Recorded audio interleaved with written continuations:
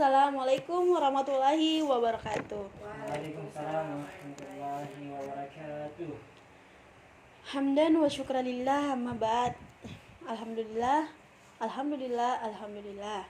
Inilah kata yang sepantasnya kita ucapkan pada kesempatan hari ini, karena di mana Allah telah memberikan kita nikmatnya yang berupa nikmat kesehatan, kesempatan, dan terlebih-lebih lagi namanya nikmat iman dan nikmat Islam. Salawat beserta salam tak lupa pula kita kirimkan kepada Nabiullah Muhammad SAW, yang dimana beliau telah meninggikan derajat wanita dari alam kegelapan menuju alam yang terang menderang. Oke, baik, sebelum memasuki materi, saya persilakan kepada ketua kelasnya untuk memimpin doa. Baik, ketua kelas silakan. Baik teman-teman, sebelum kita belajar, mari kita sama-sama berdoa. Doa dimulai.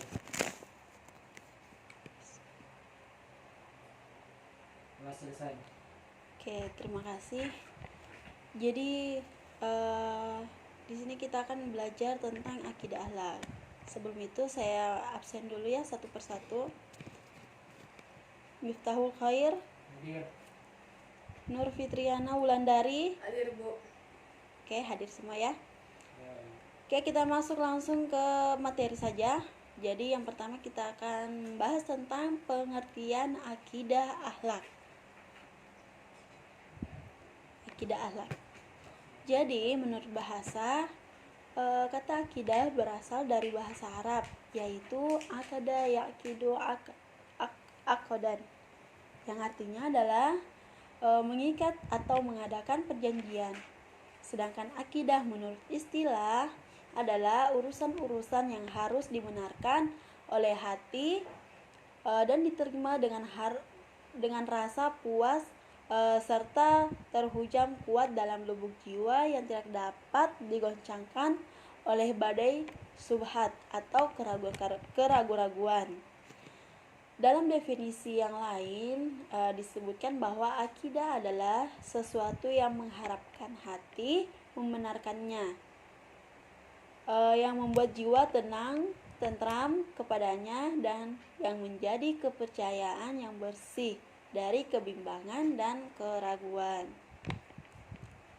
Jadi berdasarkan pengertian-pengertian tadi dapat dirumuskan bahwa akidah adalah dasar-dasar pokok kepercayaan atau keyakinan hati seseorang muslim atau seorang muslim yang bersumber dari ajaran Islam yang wajib dipegangi oleh setiap muslim sebagai sumber keyakinan yang mengikat. Selain itu, sementara kata akhlak juga berasal dari bahasa Arab, yaitu khalaq, jamaknya akhlak, yang artinya tingkah laku, perangi tabiat, watak, moral atau budi pekerti.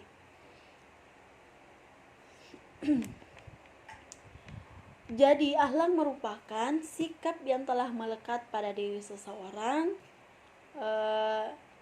dan secara spontan diwujudkan dalam tingkah laku atau perbuatan. Jika tindakan spontan itu baik menurut pandangan akal dan agama, maka disebut akhlak yang baik atau akhlakul karimah atau akhlak mahmudah. Akan tetapi apabila tindakan spontan itu berupa perbuatan-perbuatan yang jelek, maka disebut akhlak tercela atau akhlakul mazmumah. Oke, mungkin masih ada yang belum mengerti tentang pengertian atau sudah dipahami pengertiannya? Sudah, Bu. Oke, kita lanjut ke dasar akidah akhlak.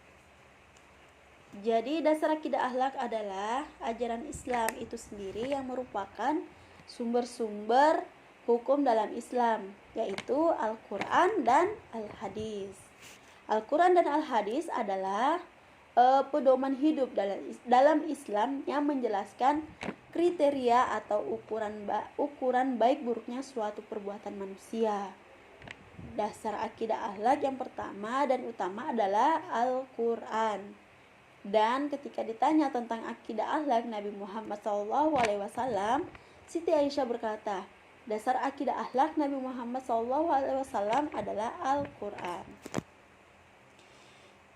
Selanjutnya Islam mengajarkan agar umatnya melakukan perbuatan baik dan menjauhi perbuatan buruk. Ukuran baik dan buruk tersebut dikatakan dalam Al-Quran karena Al-Quran merupakan firman Allah, maka kebenarannya harus diyakini oleh setiap muslim. Selanjutnya dasar akidah akhlak yang kedua bagi seorang muslim adalah al-hadis atau sunnah Rasul. Untuk memahami Al-Quran lebih terinci, umat Islam diperintahkan untuk mengikuti ajaran Rasulullah SAW. Karena perilaku Rasulullah adalah contoh nyata yang dapat dilihat dan dimengerti oleh setiap umat Islam atau orang muslim. Bagaimana anak-anak? Tentang dasar akidah akhlak ini sudah dipahami?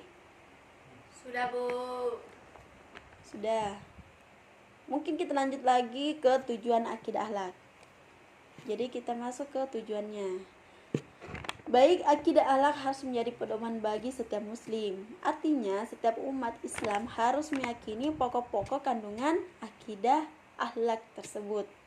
Jadi, adapun tujuannya, akidah akhlak itu adalah yang pertama, memupuk dan mengembangkan dasar ketuhanan yang sejak lahir. Manusia adalah makhluk yang berketuhanan. Sejak dilahirkan, manusia terdorong mengakui adanya Tuhan.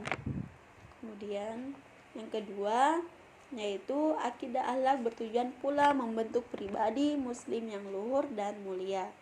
Tujuan yang ketiga yaitu menghindari diri dari pengaruh akal pikiran yang menyesatkan. Oke, baik, itulah tadi pengertian dasar dan tujuan akidah akhlak. Mungkin dari anak-anakku sekalian, siapa tahu ada yang belum mengerti atau ada yang mau dipertanyakan tentang materi ini, saya persilahkan. Saya, Bu. Oke, baik, atas nama siapa? Fitriana Wulandari, Bu. Oke, baik, Nur Fitriana Wulandari. Bu, adakah hadis atau dalilnya tentang akidah Islam? Oke, itu saja. Ya, Bu, itu Ji. Oke, terima kasih. Jadi pertanyaan Nur Fitriana Wulandari adalah dalil tentang akidah Islam. Tentang dalil akidah Islam itu banyak sekali. Ada di dalam Al-Quran di surah Al-Maidah ayat 15-16 yang artinya, sesungguhnya telah datang kepadamu Rasul kami menjelaskan kepadamu banyak dari sisi Alkitab yang kamu sembunyikan dan banyak pula yang dibiarkannya. Sesungguhnya telah datang kepadamu cahaya dari Allah dan kitab yang menerangkan. Dengan kitab itulah Allah menunjuki orang-orang yang mengikuti keridahannya ke jalan keselamatan. Dan dengan kitab itu pula Allah mengeluarkan orang-orang itu dari gelap gulita kepada cahaya yang terang benderang dengan izinnya dan menunjuki mereka ke jalan yang lurus. Nah, itu salah satu contoh dari dalil yang Nur Fitriana Wulandari tadi tanyakan. Ada juga dalil tentang maksudnya dalil lain tentang akidah akhlak ini di surah Al-A'raf. Ini lebih ke dominan ketujuannya, yaitu surah Al-A'raf ayat 172 atau 172 sampai 173 yang artinya, dan ingatlah ketika Tuhanmu mengeluarkan kehinaan anak-anak Adam dari sulbi mereka dan Allah mengambil kesaksian terhadap jiwa mereka seraya berfirman, bukankah ini Tuhanmu? Mereka menjawab, betul, engkau Tuhan kami jadi saksi, kami lakukan yang demikian itu, agar di hari kiamat kamu tidak mengatakan, sesungguhnya kami Bani Adam adalah orang-orang yang lengah terhadap ini, keesaan Tuhan, atau agar kamu tidak mengatakan, sesungguhnya orang-orang tua kami telah mempersekutukan Tuhan sejak dulu, sedang kami adalah anak-anak keturunan yang datang sesudah mereka. Maka apakah engkau akan membinasakan kami karena perbuatan orang-orang yang sesat dahulu Dengan naluri ketuhanan, manusia berusaha untuk mencari Tuhannya. Kemanapun akal dan ilmu yang berbeda-beda memungkinkan manusia akan keliru mengerti Tuhan. Dengan akidah akhlak, naluri atau kecenderungan manusia akan meyakinkan adanya Tuhan yang Maha Kuasa dapat berkembang dengan benar.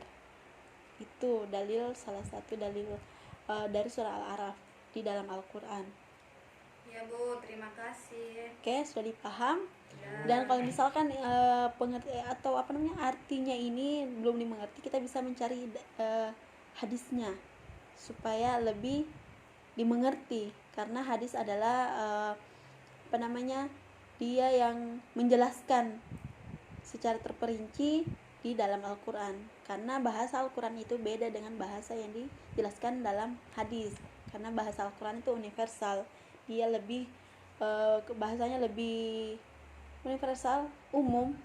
Jadi kita agak susah untuk mengerti penjelasan atau makna-maknanya dalam Al-Quran, dan akan dijelaskan dalam hadis.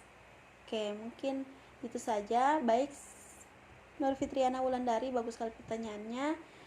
Jadi mungkin hari ini kita akhiri mata pelajaran akidah akhlak. Semoga ilmu yang telah saya sampaikan bermanfaat dan berkah untuk kita semua.